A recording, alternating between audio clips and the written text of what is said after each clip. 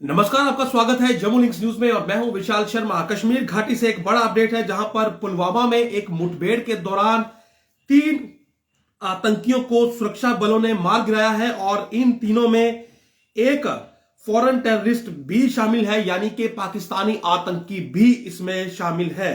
तो यह बड़ा अपडेट है कि 3 आतंकियों को जो है वो न्यूट्रलाइज किया गया है। एक एनकाउंटर जो था वो आज सुबह पुलवामा में शुरू हुआ था। हालांकि उस समय अंधेरा था, लेकिन इस ऑपरेशन को वहां पर लॉन्च किया गया क्योंकि इनपुट था कि आतंकी यहां पर मौजूद है और आतंकियों की प्रेजेंस के बाद यहां पर कॉर्डन लगा दिया गया। और जिस वक्त सुरक्षा बल इन आतंकियों के ठिकाने के पास पहुंचे तो वहां पर जो आतंकी थे उन्होंने फायर शुरू कर दिया, लेकिन सुरक्षा बलों ने इन्हें सरेंडर करने के लिए कहा।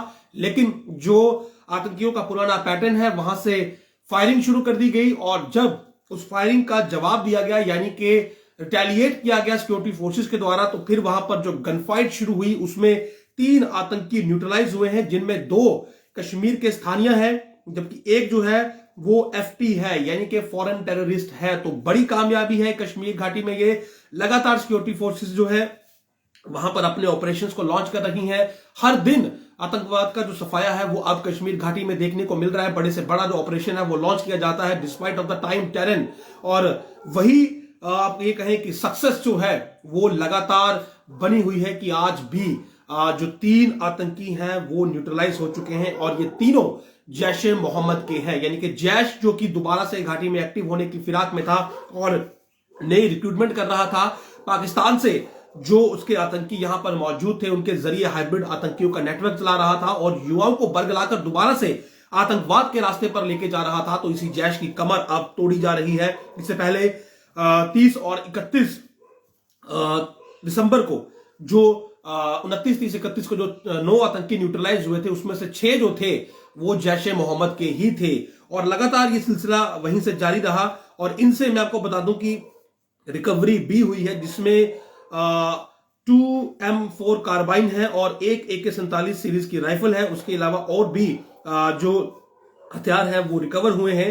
तो ये रिकवरी इसमें अभी यहां पर मेडअप हुई है, लेकिन ये बड़ी कामयाबी है कि 3 आतंकी जो है वो इस ऑपरेशन में जो है वो ढेर कर दिए गए हैं। तो फिलहाल सर्चेस जारी है, यानी कि जो स्पॉट है वहां पर उस एरिया को सैनिटाइज किया जा रहा है ताकि लोकल्स अगर कोई बाद में मूव करता है या फिर किसी और प्रकार से अगर सिक्योरिटी फोर्सेस एंटर करती हैं तो वहां पर नुकसान ना हो। लेकिन बड़ी खबर निकलकर सामने आई है कि 3 आतंकियों का सफाया हो चुका है। एक पाकिस्तानी आतंकी इसमें शामिल है और पाकिस्तानी आतंकियों की बात करें तो शुरुआत में 38 जो पाकिस्तानी आतंकी थे उनकी फहरिस्त जारी हुई थी जो कि कश्मीर में एक्टिव थे और इसके बाद लगातार इनका सफाया होना शुरू हुआ था और अब करीब आप ये कह लीजिए कि 30 या 30 से कम ही पाकिस्तानी आतंकी इस समय कश्मीर में बचे हैं, क्योंकि बाकी 8 से 9 आतंकियों का जो सफाया है वो अब तक हो चुका है। हालांकि एग्जैक्ट जो डेटा है वो फिलहाल रिलीज नहीं किया गया है, लेकिन जल्द ही संभावना है कि बचे हुए पाकिस्तानी आतंकियों का खाता भी सामने आ जाएगा। 38 आए थे और यही 38 थे जो कश्मीर में हाइब्रिड आतंकियों का नेटवर्क ऑपरेट कर रहे थे, वहां के युवाओं को मिसलीड कर रहे थे, उन्हें आतंकवाद में झोंकने का काम कर रहे थे। और इसीलिए ये बहुत ही ज्यादा जरूरी था कि पहले इनका सफाया किया जाए ताकि जो फर्दर ये वहां पर आतंकवाद को दोबारा से रिवाइव करने की कोशिशों में लगे हैं और जो सिलेक्टिव और टारगेटेड किलिंग वहां पर करवाकर एक आम आदमी के दिल में खौफ पैदा करने का काम कर रहे हैं वो रुक पाए। और वही किया गया। यहां पर सबसे पहले जो है इन पर प्रहार किया गया और यहां पर भी देखिए कि एक जो आतंकी है वो पाकिस्तानी है और उसके बाद जो रिकवरी हुई है 2M4 carbene and 1 AK-47 series की जो राइफल है वो रिकवर हुई है और जो 2 बाकी आतंकी मारे गए हैं वो लोकल आतंकी हैं, यानी कि स्थानीय युवा हैं और इनकी भी पहचान लगभग हो चुकी है। लेकिन जैसे ही इनका डिटेल हमारे पास आएगी हम आपको बताएंगे, क्योंकि मोस्टली अब वहां पर जो ट्रेंड है वो ये है कि जो 19, 18 और 19